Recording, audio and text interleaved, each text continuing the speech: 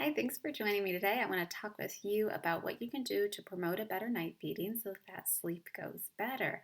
Oftentimes, eating and sleeping goes hand in hand, especially in the early days of a baby's life, because that's often all that they do. So, I'm going to give you some tips on what you can do to make sure night feedings are going well. So that way, when baby is big enough and old enough, that they can start to drop those feedings all on their own. Disclaimer before I go any further is that I am not a lactation consultant or a nutritionist.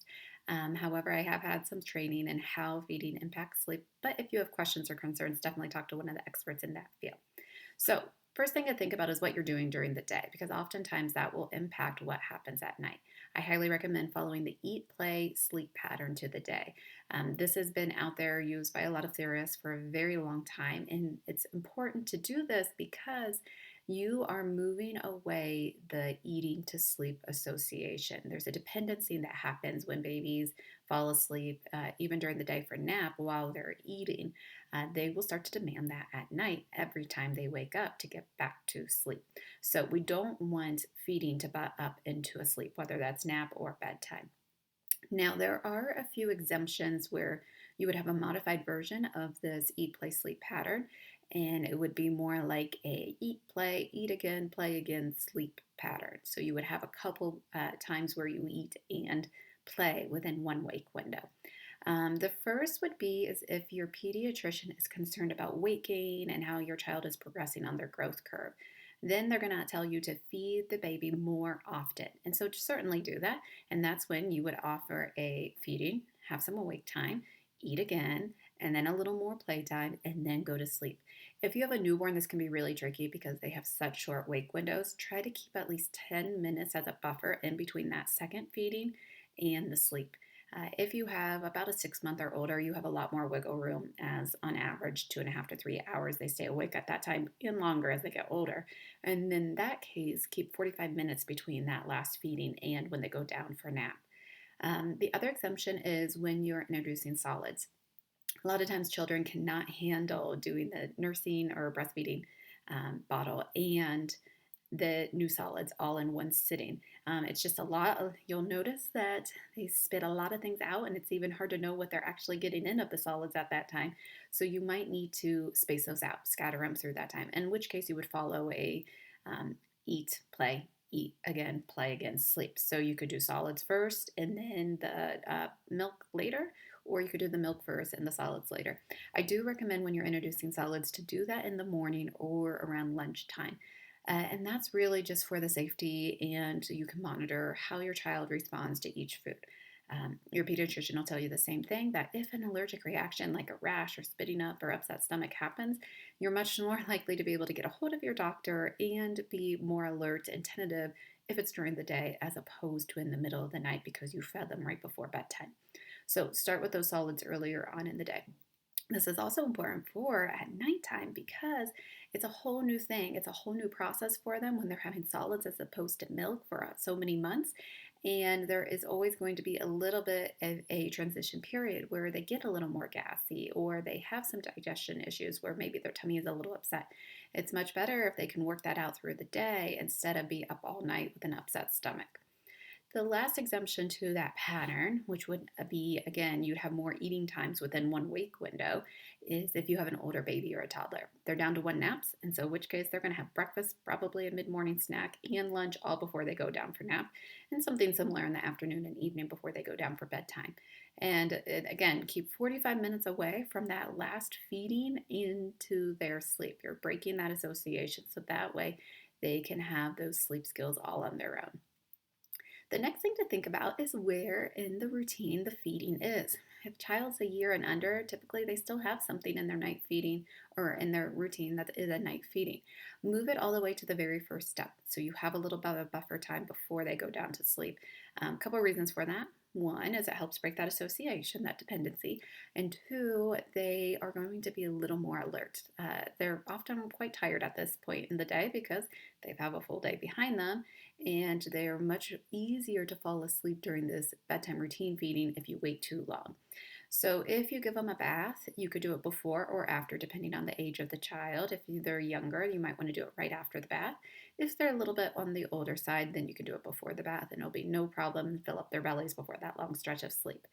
Um, when you're doing this, you really want to make sure that you're promoting a full feeding. Same was within the middle of the night, that they are actively eating. You can see them swallowing instead of pacifying. This, again, you want their bellies to be full so that they can have a good sleep. If you notice that your baby is drifting off or beginning to pacify, try a few different things to keep them awake. You can use a wet washcloth on their face, tickle their toes. A lot of parents like to not do jammies until after they've eaten, so that way they're a little bit cooler and less likely to be lured asleep from, the warmth and snuggliness of their jammies and in their parents' arms. So undressing them down to their diaper is a good way to do that also. And if you've done all these things and they're still trying to fall asleep on you, then go ahead and stop, okay? Pause for a moment, reposition them, get them alert and awake again, maybe even burp them in that point in time, and then, switch their position and resume the feeding. If this happens 2 to 3 times and they're drifting off or beginning to pacify, go ahead and quit the feeding altogether, call it quits, because at this point they're too sleepy. They're not going to have a full feeding or any more than what they're already doing. Your goal is to lay them in the bed awake again, so that way they can have those skills to fall asleep on their own. The next tips are really about what happens in the middle of the night. So, you still want to promote that full feeding where they are awake the whole time. But there's some other things that you can do as well to help that they aren't too awake and then ready to party in the middle of the night. Usually around 5 or 6 months, if baby is healthy and good weight, pediatricians will give you the thumbs up that you can start to wean down or drop night feedings altogether. But until then, it is a part of life and you're going to be doing it maybe a few times a night or maybe just once. When baby wakes up, first thing you're going to do is wait 10 minutes before responding to see if the baby is actually awake or they're going to go back to sleep. There's a couple reasons for this. One is that newborns are so noisy, noisy little sleepers, and that's because they spend half of their time in REM sleep, which is active, and so they will flail and make noises and coo and grunt and even cry and still be asleep, and it can be very misleading for the parents.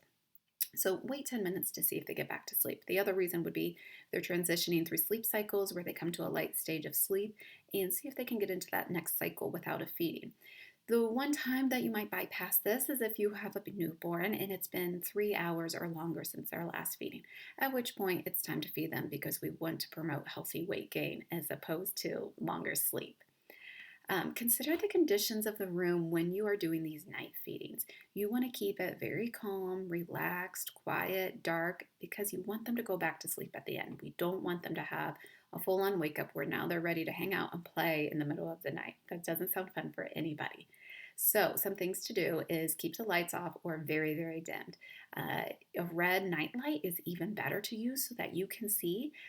Red light is the least intrusive to our melatonin level productions, which we need for sleeping at night. So, stick with a red night light as a means to see during those feedings. And then also, don't have any screens on. Um, some people do. They like to go down and watch TV while they do the feeding, but that blue light and noise is very stimulating for a child and more likely to keep them awake afterwards and yourself, and you really need the sleep too. If your child is in a different room, so they're old enough and you felt comfortable and they're in their own nursery, be very careful of when you're opening the door to go in. Make sure you're not bringing a lot of light and noise in there with you. And then again, when you're feeding them, you're going to keep them awake for that whole feeding. Do the best job you can. It's a real fine line because they are so tired and drowsy at that point. So you've waited the 10 minutes. You've gone in. I'm going to have you wait just a few more minutes before you start that feed. And that can be a stall tactic with a diaper change. What the purpose of this is that we are delaying that instant gratification so that baby doesn't become accustomed to when I wake up and cry, I immediately get to eat and then I go back to sleep. And you're breaking that. And so that way you have a little more time in there where it's not such an association of eating to sleep and waking and getting immediate food. Okay, so a diaper change is a real great way to stall a few minutes after you do that. Then, when morning comes, I want you to make a really big deal that there is a difference between morning and night. So, you're going to get baby up, you're going to take them out into a common room that's well lit and has noise, all the environmental changes that you would see during the day, and make a big show of it. You're going to do the first feeding out there to show that it's breakfast and that is no longer nighttime. Still wait that 10 minutes, still give that little buffer time where you either, get them dressed, do a diaper or whatever it is, just so it's not that instant gratification. All right, that's all I have for you on this today. So thanks for tuning in. As always, I'm happy to talk more specifics with you with a free consultation, and take care.